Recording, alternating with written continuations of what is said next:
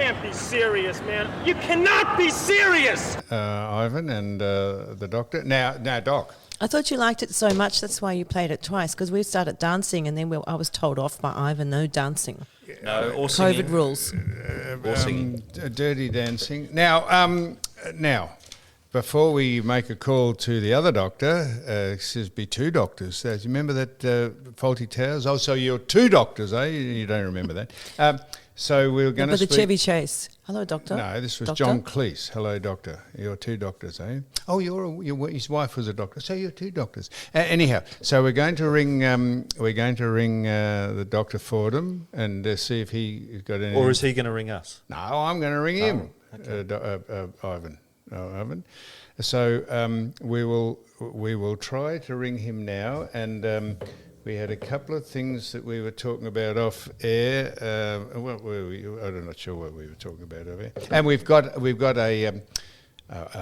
woman coming in. You won't know who Nappy Ollington was. She said she would come in. I shouldn't announce this until she turns up. But this is Nappy Ollington, the late Nappy Ollington's wife, who I'm not sure how old she is, but I had a very interesting phone call chat to her on the phone. I think she was a little hard of hearing, and we had a magnificent conversation. I said, "Are you there?" "Yes," she said. "Hello?" So she's coming in. She is Nappy Ollington's widow, and she's going to tell us about all the people. I hope she is. I shouldn't announce that because she probably won't turn up. Well, she might turn up, but she hasn't got a mobile phone. I couldn't give her the address. She had to write it down. That took 12 minutes to give her the address. So she's a star, I think. She's a star. So we're going to ring the doc now. So here we go. Here we go. Right. Good God, I hope this works.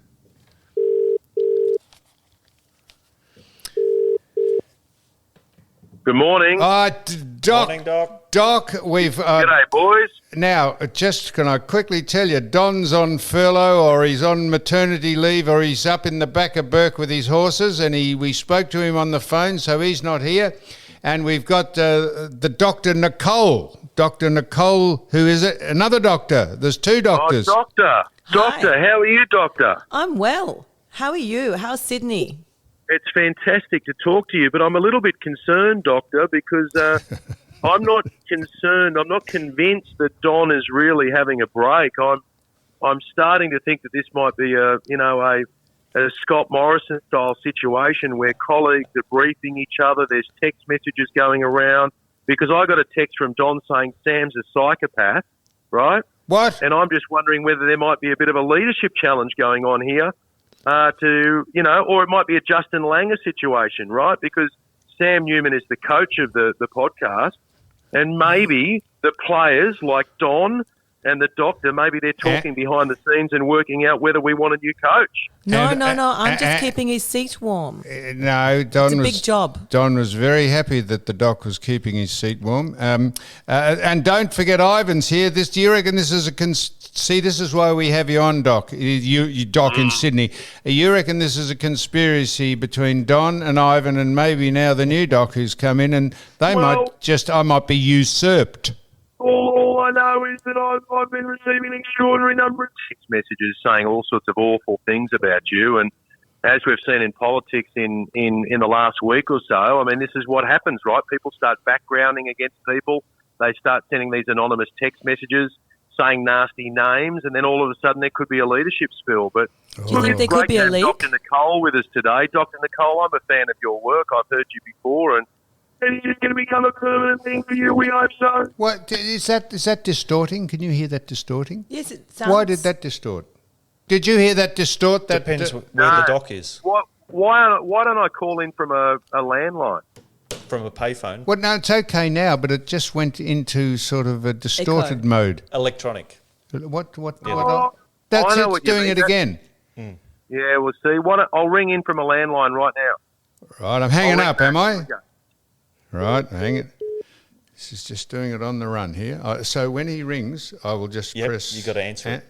Do I have to put it on speakerphone? No. No, it should go all the way through Anyhow, Bluetooth. so he thinks there's a conspiracy. You're not a doc. Are you, Doc? I'm speaking to you, Yes. Dr. Nicole. You're not. This is not a. You haven't been speaking to Don secretly and Ivan. Yep. This is not a. This is not a cabal. Hello. Hang on. Hang on, Bluetoothing. Oh, hello. Oh, fuck. Where am I? Working well here. Hang on. Just a minute. We can't hear you. What am I doing? Roadcaster. Hello? Yeah, I can hear you, Doc. I see it all goes downhill when Don's not there. Just while we were waiting for you to ring in, I've just eyeballed the doctor here, Nicole, and Ivan. You see, this is why you're as sharp as a button, or sharp as a tack. I've suddenly realised, I reckon this is a conspiracy to ease me out, and they think Ivan and Nicole and Don will do this themselves, and all I'm doing is providing the equipment. Well, you know who else is working the phones? The Rocket. The Rocket's eyeing a comeback. No. Is he? Now, I tell you what you mentioned before. You said I couldn't pick you up in this, but I'm happy for you to go on with it. You said that I'm getting a lot of very bad comments about me. Am I? As you've been following this on the social media? No, I've just noticed that, sometimes, people start counting the numbers, and it doesn't matter whether you're the coach of the Australian cricket team, like Justin Langer, or the Prime Minister of Australia, like Scott Morrison. Occasionally, you have people who are underneath you who start to get a bit restless, maybe a bit envious, and they start sending messages around. And when you're at the top of your game like you are, Sam, this is going to happen. Dr. Nicole will be able to verify this. There's jealousy out there, right, Doc? Oh, the world is full of jealousy. It's much better not to be on the top, because the only way from there is down. You don't like being on top?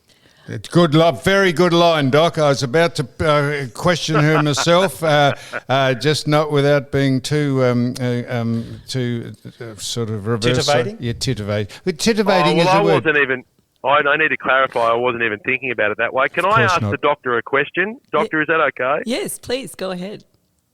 Are there sparks flying between you and Sam? Because that's the vibe that I get. There's a lot of sparks in here. We could start a bushfire. Oh, yes. You see, we're a few minutes in and we've broken a big story, because I really fancy myself, Doc, at having a good ear. So when I'm listening to people, I get a bit of a sense of their personality and some of, their wants and wishes. And look, I don't want to go kind of invading anyone's private business, but I just got a sense that there's a mutual respect there. So can you tell me, Doc, what you make of Sam? Thank you, Doc. How long have you got? No, well, Sam, I'm going to ask you in a moment. Oh, thanks. Can I just ask you, what's your impression of Sam? You can give me a serious answer, a light and easy answer, whatever you want. My impression, I haven't got close enough to impress. Good. What an answer that is, Doc. What an But I'm working on extraordinary... What did you say, on top? And Sam, You're giving me excuse me, tips. Doc. Excuse me, Sam, what do you think of Dr. Nicole? Well, now, what a question that is. I know this What about answering it? Well, if I can lapse into the if I can lapse into political incorrectness, the doc is an extremely captivating looking. I'm going to say she's a woman. To my best of my knowledge, I believe she is a female. I don't know what her pronouns are. I haven't asked her. But as I sit and look at her now, she's an extremely attractive and captivating woman. It cuts a fair swathe as she steps out onto the pavement and drives a nice car. Drives a nice car and is as sharp as I say. I don't know how more politically incorrect we can be.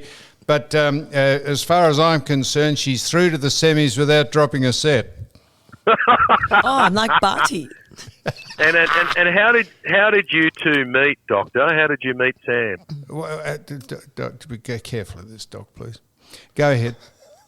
I'm trying to remember. Oh, no. That's perfect. No, That's perfect. I've been aware of the doctor for some years, and I noticed I noticed her somewhere. And when we were looking for, someone said at the start of this podcast or to me during the week that we were too blokey on the show, and I said, "Well, Jesus, how unbelievable would that be, seeing as there's 4 blokes on it?"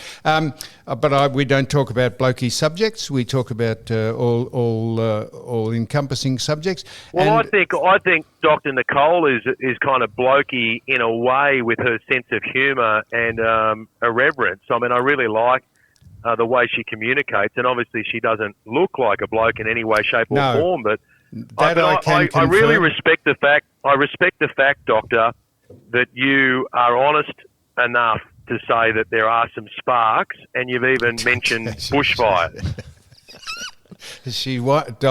Doc in Sydney. She's winding you up, I hope. Oh, I don't think so. I think the Herald Sun and the Daily Mail and news.com.au will be tapping out a story right now.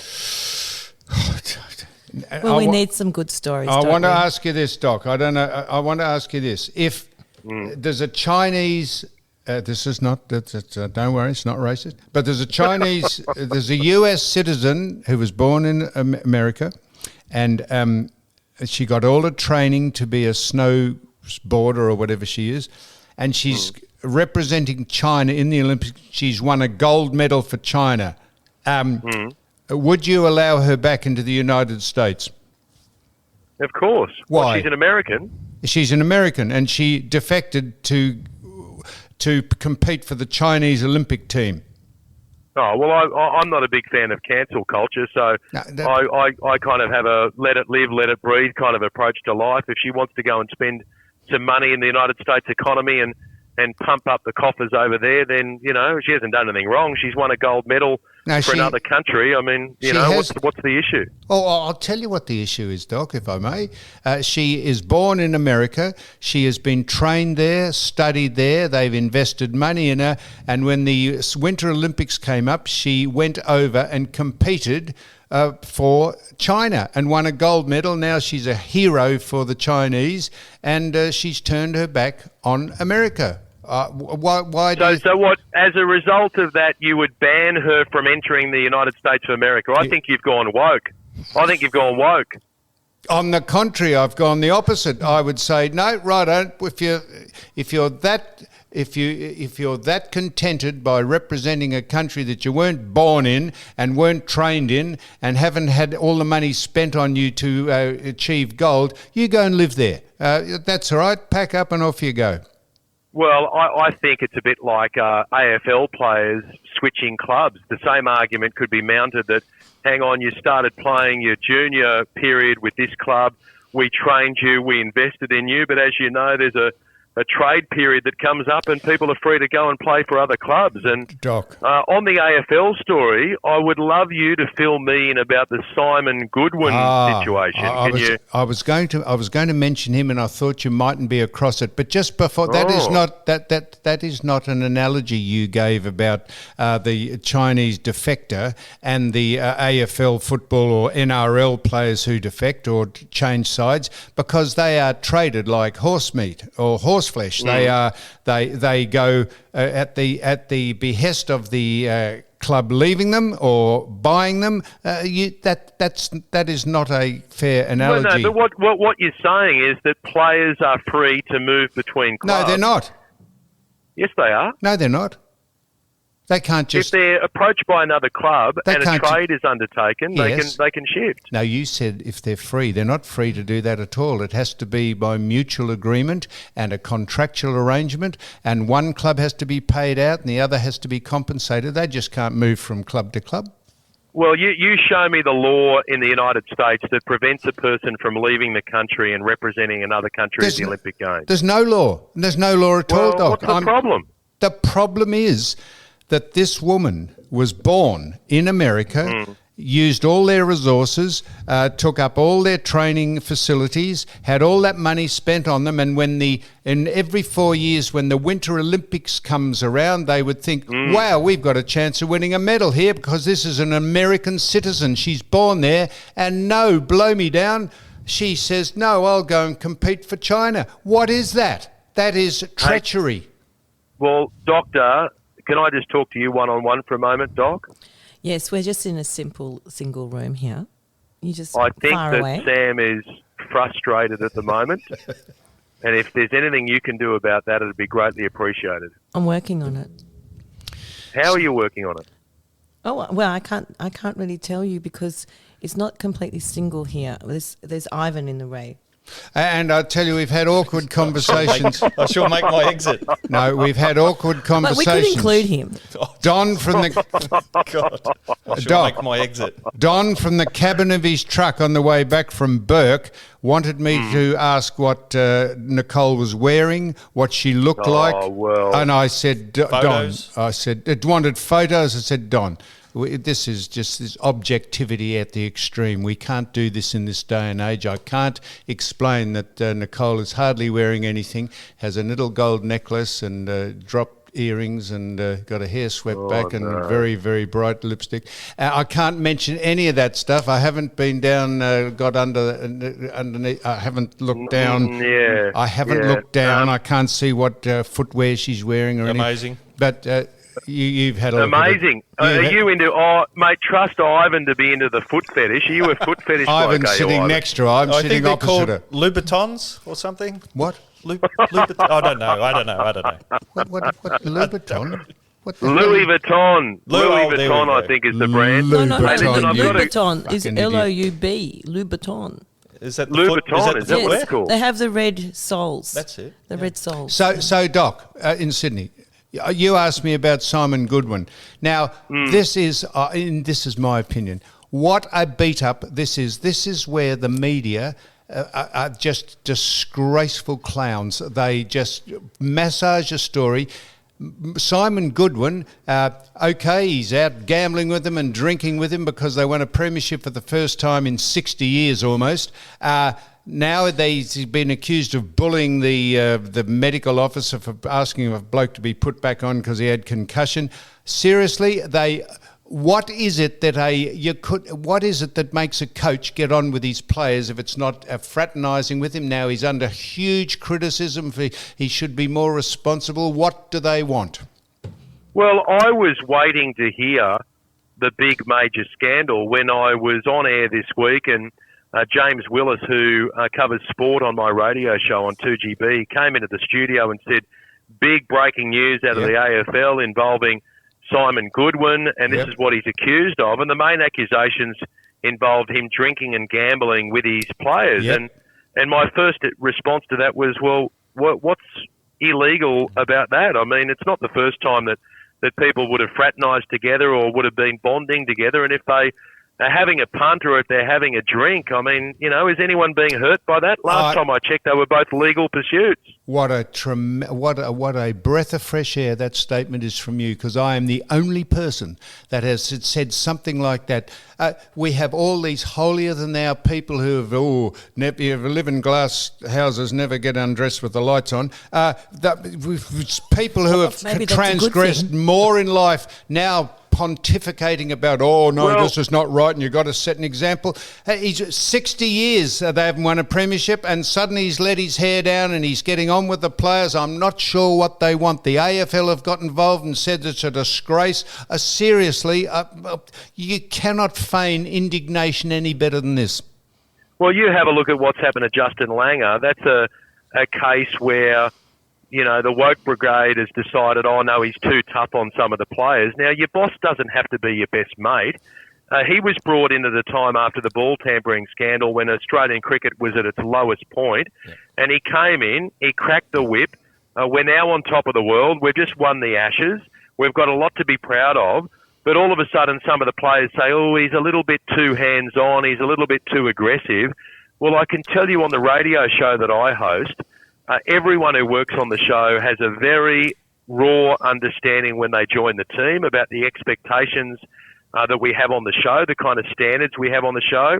And I don't allow anything to be kept, behind closed doors or in secret. In other words, if I've got an issue with anyone, if someone stuffs something up, I have a yarn of them after the show. I don't scream or shout or point fingers or call names. But what I say is, hey, listen, this is how you stuff that up. Don't ever do that again. And you let people know in a really blunt fashion. And that's the way I was taught. And thank God I was taught that way. That's the way my mum and dad dealt with me when I was a kid. That's the way my best bosses have dealt with me in radio and in television. And if you just allow everyone to go around and do their own thing with no consequences and no instructions, then you're not going to get the radio show or the cricket team that you want to be part of your future. So the Justin Langer thing just makes me scratch my head, because I don't understand what more he needed to do apart from turning around the culture, making sure we're on top of the cricketing world. He's done all of that. But because he was a little bit too direct in how he'd pass on some criticism, some of the players complained to the board, and the board marched him out of there. I mean, what's the world coming to? I really think if that was going to be the case and he had to go and everyone was in agreement, they should have done it a little bit quieter and a little bit down the track. I mean, it doesn't make sense that the players get to decide who's going to be the coach. I mean, if that's the case, then it's like the people who are flipping burgers at McDonald's deciding who owns the restaurant or who runs the restaurant. The manager's in charge. You need to respect their authority. And if you allow the lunatics to run the asylum, then you're going to end up with a bunch of nutcases running around. So more and more the tail wags the dog in just about every situation. The vocal minority jump up and down because they have a vested interest. Now you said that people will say that Simon Goodwin was damaging the culture of the Melbourne Football Club by doing these things, by gambling and drinking and shayaking and doing all that. And my point is that to your very point, Doc, if the Melbourne Football Club hierarchy thought he was doing this, why don't they counsel him like they would any other player behind closed doors and say, Simon, we have a few concerns about this, without it hitting the news and people shrieking. You wait till the steeplechasers who write about all this sort of stuff, who've transgressed more in life, and I have some, this is men and women alike, wait till they round him up. Why doesn't the hierarchy of the Melbourne Football Club take him aside, why didn't they take him aside and say, Simon, we have concerns about what's going on. Do it behind closed doors. Counsel him like everyone else would be counselled, without all this bullshit. It is honestly, it's cringeworthy. Yeah, well, all you need to say is, listen, mate, get off the bourbon and the blackjack with the boys and find other ways of bonding with them. Take them out for a meal, have a few beers, but we just want you to pull back on the drinking and the gambling. I mean, it's a pretty easy conversation to have. But you know what I find, and I reckon the doctor who's with you at the moment, Dr. Nicole, will be well equipped to have a view on this. I find that people avoid having difficult conversations. I mean, I'm amazed at how many people aren't prepared to have a confrontational conversation and instead allow these things to bubble away underneath the surface, and then the small issue becomes a medium, becomes a large, and then the whole thing blows up. Whereas you're better off just pulling someone aside and saying, hey, can we have a chat? I mean, Nicole, in your business, you'd have to have these conversations with people, right? Some of the time you'd be talking to people about things they don't really want to talk about. Absolutely. We do this all the time. We call it the coffee chat. So we'll go and have a coffee, and we haven't had a coffee yet, Sam. I'm just mentioning I'm running on low. So she's unstoppable. She's unstoppable, and I love every single minute of it. What do you see as the next step in the relationship between you and Sam? A coffee to begin with? At least. It always has to start with a coffee. With sugar. I have to have sugar. That's where it starts. Where do you think it's going to end, Doc? I think it's probably... I don't know. I quite like a whiskey. Doctor, after you have the coffee date, what is that usually the way these things work with you? There's a bit of a coffee and a chat first, and then maybe a lunch and then a dinner, or do you like just to make it up as you go?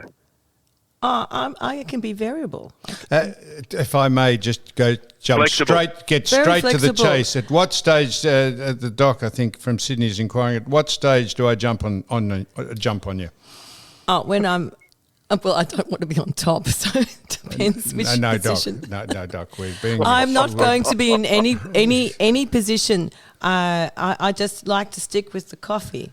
There's too many innuendos even in that statement. Mate, And you we don't want to are- be in any Oh, I position. can't help Now, Doc, I can't help it. all Hey, doctors. listen, can I tell you guys just about one? Because I know how much you love political correctness, Sam, right? You love it. Yes. I just want to tell you the little story that's unfolded in the last 24 or 48 hours. You'll remember that when Scott Morrison was at the National Press Club, a journalist jumped up and said, and this is an age-old question that you ask when people are going during an election campaign, can you tell me the price of bread and milk, right, to work out, are you in touch with the common man, with the average Australian? They should add fuel. Yeah, well, they also threw in rapid antigen tests as well, right? But Scott Morrison didn't know the answer, right? Fair enough. And then he was on breakfast TV on Sunrise, and they brought it up with him, and they said, now, out of interest, what kind of bread do you eat? And he said, I just eat normal white bread, right? Now, there is a professor from the University of Technology in Sydney. Her name is Noreen Young. Now, Noreen Young has then made a comment where she said, I'm concerned about the white bread comment because she said, who eats white bread? I eat white bread. She said, yeah, well, according to the nutty professor, Noreen Young, she said, people who eat white bread are white Anglo men. White Anglo men eat white bread, according to this professor. Well, when I mentioned this on radio this morning, I got a note from a fantastic woman called Antoinette Anazotto. She said, I'm an African-Australian professor and I eat white bread. I love a piping hot baguette, no grain in our house. And then I had all these people, Indian people, Vietnamese people, people from all around the world saying we eat white bread. So why would this be considered an Anglo male thing for someone to eat white bread? So what I'm suggesting, right, on the You Can't Be Serious podcast is if you want to stand up against the woke brigade, you need to show your support for the other side by voting with your toast. So if you've given up on white bread and moved on to sourdough or multigrain or brown bread or something else, it's time to bring back the white bread.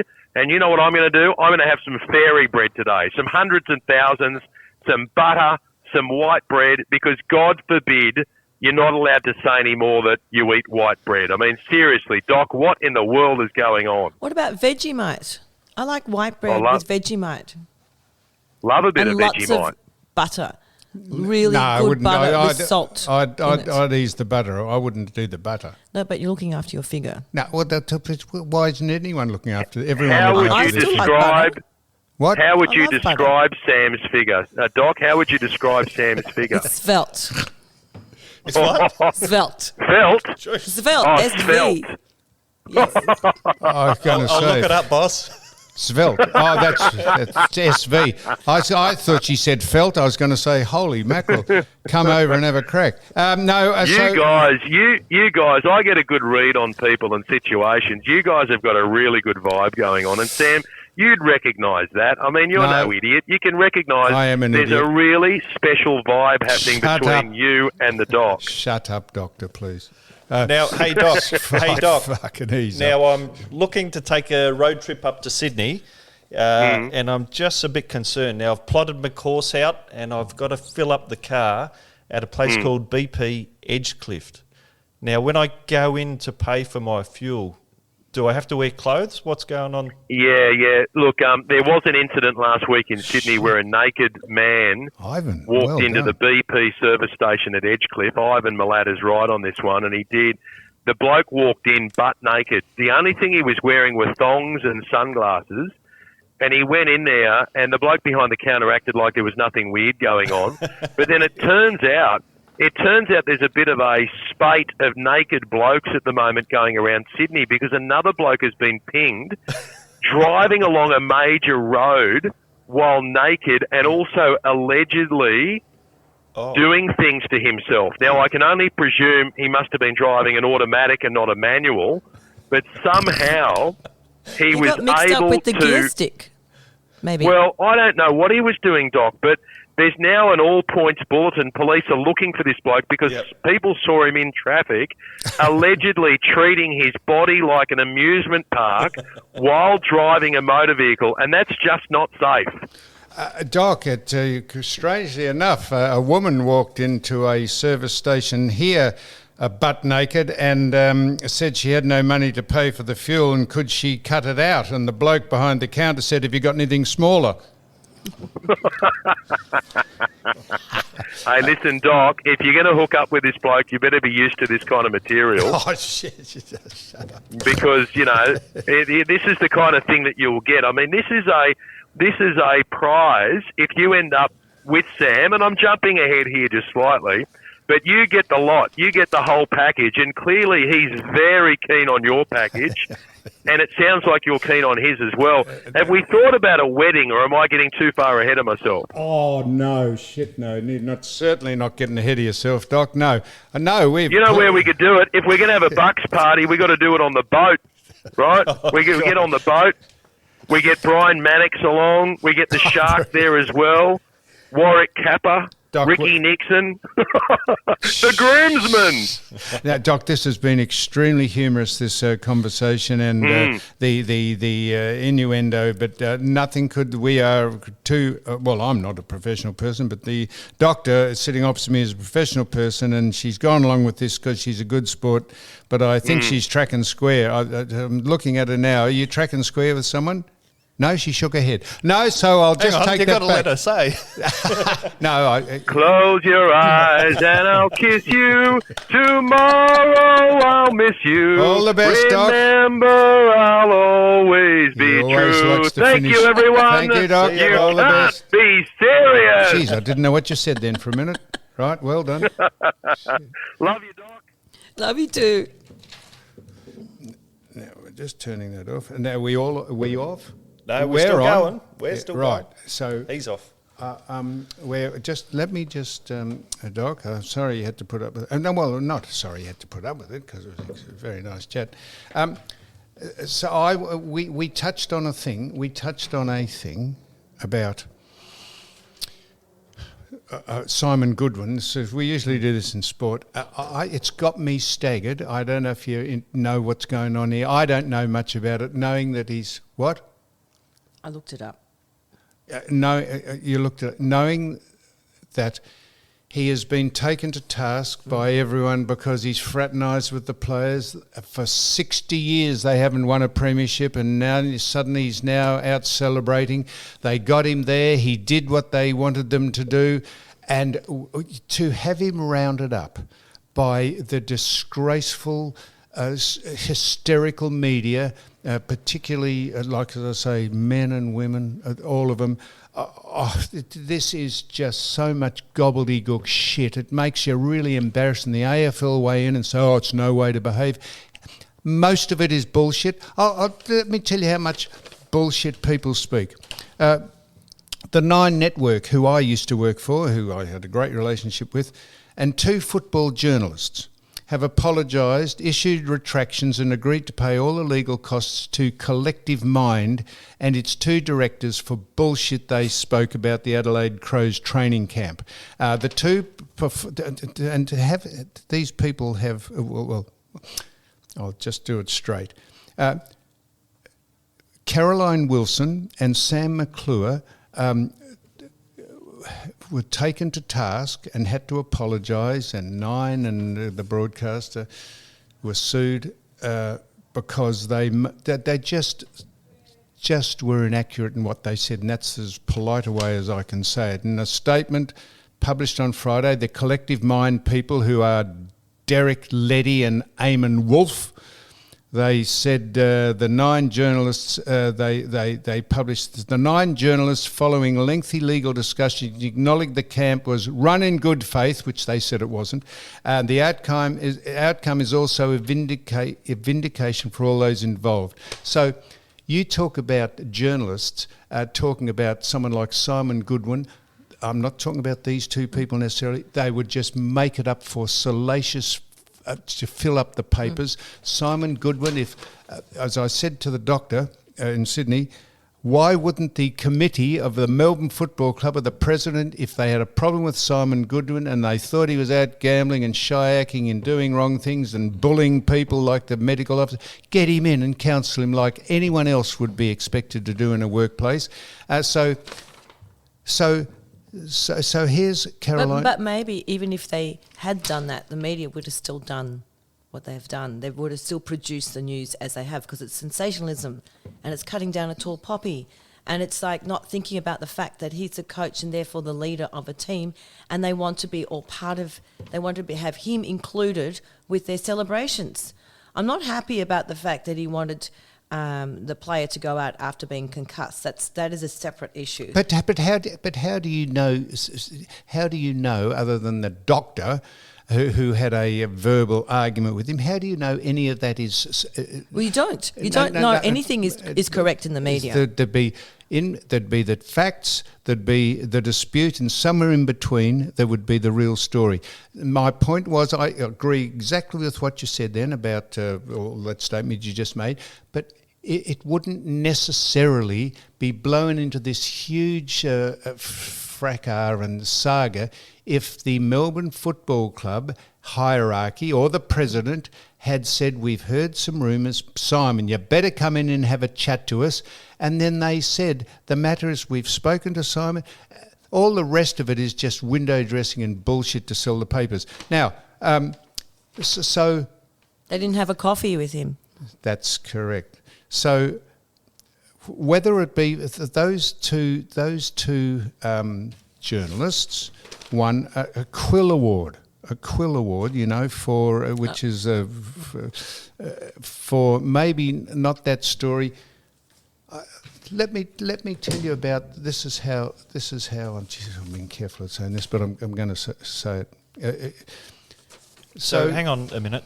So I'm not across it. Has he been sacked? Or hasn't been sacked, no, and he probably won't be sacked. And if he's sacked, what an indictment on the Melbourne Football Club, who can't handle the matter any better than this. Seriously. And you wait till the talking heads sort of keep writing about all this. So here's Caroline Wilson. So she got sued along with Sam Wilson, Sam McClure, and Channel 9 did, because they just printed stuff that wasn't and said stuff that wasn't true. But this is so. Caroline Wilson, how you can't make this stuff up. Caroline Wilson on the Offsiders on ABC some years ago said that disabled sport wasn't really sport. People only go to watch disabled sport to watch them fall over or muck up. How would someone retain their employment when you make an just statement like that? How does that? I was at a function where Caroline Wilson, in an attempt at parody, absolutely reduced one of the female journalists and broadcasters at the function I was at, called Beverly O'Connor, to tears, so much so that she left. I mean, if I did that, if I reduced a female journalist or broadcaster to tears, and so much so that she had to leave the function, my employer would have probably sacked me on the spot. Say stuff about disabled athletes not being sport. Hone in on women, so much so that in an attempt at parody, when she was the sports editor at The Age, there was a headline, King Kong Buddy, about Buddy Franklin. King Kong Buddy. A King Kong Buddy is to a black man. That is like King Kong. That's what that reference. Yes. That's what that reference is. Some of my friends and plenty of people have been drawn to task about comparing King Kong to anyone of colour. That's okay. So life goes on. The Essendon Football Club drug saga. She character assassinated everyone at that club, including individuals that really had a hard time dealing with depression, and that over allegations that were made not only by her but certainly by her and other, without any tangible evidence that Essendon had done anything wrong. Now, people will say, oh, they did, but there was no tangible evidence that Essendon did anything wrong in that drug saga, and that went on for years, destroyed the club, destroyed people's lives. It is how people retain the positions they do when other people get cast aside at the drop of a hat because the woke brigade round them up. You can't make this stuff up, and these are the people, these probably are people, these two people and others will probably write about Simon Goodwin, and you think honestly, So that just shows it's not what you know, it's who you know. I tell you, I've been so careful. I'm trying to be so careful. And therefore life is not fair. But life is not fair if you, I'm not talking about these two people, but life is not fair if you make stuff up and we try and be Andy Warhols, that's famous for 15 minutes in your own lifetime by making bullshit up and having it, announcing it or printing it just because you think it's a salacious story, and half the time it's wrong, half the time it's inaccurate. And as this shows here, that as I say, that they've been sued and had to issue an apology, and the network, because it broadcast it, not having to go at 9, although. So why isn't she being brought to task on these issues? For example, the one with the disabled sports. That's just so discriminatory. Just think about it. If any person had said that about disabled sport, if I said that on the footy show, I've done plenty of things, and when you're on live television and you make mistakes, and I've made plenty of them, but if I said that, I would be summarily dismissed. It is extraordinary, but people... Was she saying that just to be sensationalist, or who knows? Or did she actually believe that? Was a few years ago, wasn't it? That was it. Yeah. Well, I watched it. You can watch it on the... But that's not even funny. No, but it's that sensation. Mate, you wouldn't decry disabled people, no matter what you think of disabled. You just wouldn't say that, mate. In this day, not even in this day and age, in any age, you wouldn't make fun of people who are trying to compete in a Paralympics or a... thank God she didn't say it about Dylan Alcott when he won the... saying that's not really sport. He's won it 8 times or whatever. He's won the disabled... The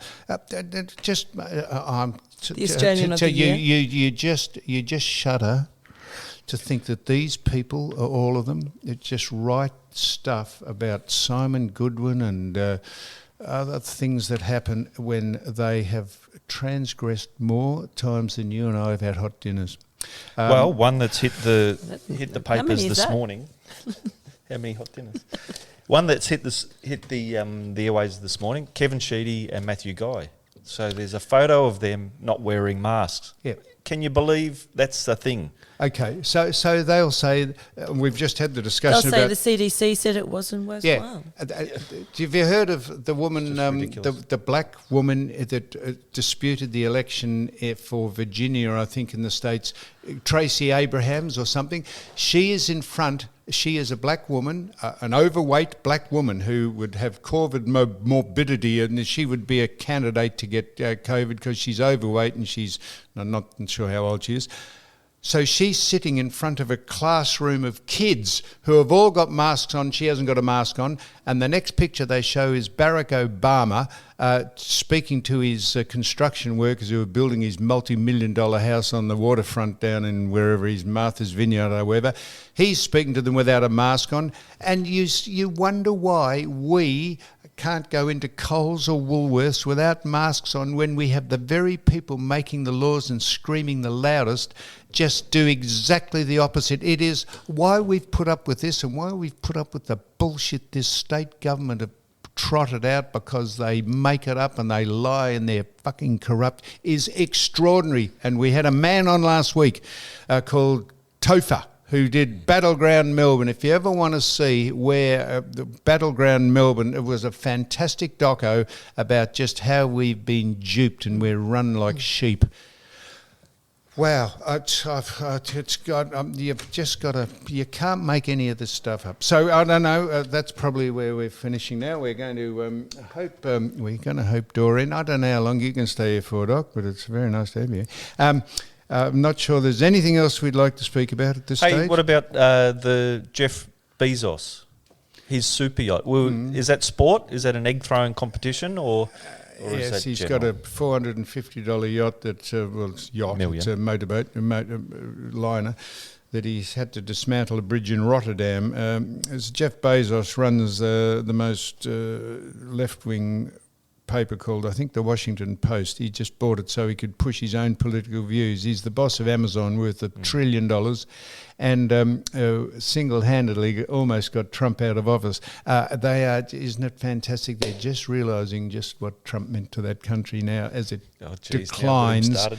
declines into a basket case. It's almost a third world country under the auspices of that stupid woman, Kamala Harris, and that dumb man, that stupid man, that fuckwit Joe Biden. Seriously, you got to laugh, and this is meant to be a country that's leading the world. No wonder China are about to take him over.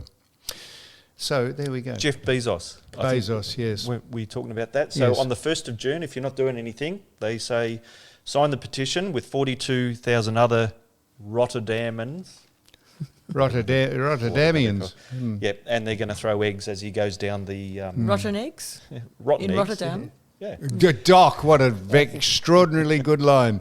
We'll sign this off now. And so now what am I doing, Ivan? Just pressing which button? I've lost track Hit the of button. everything I do.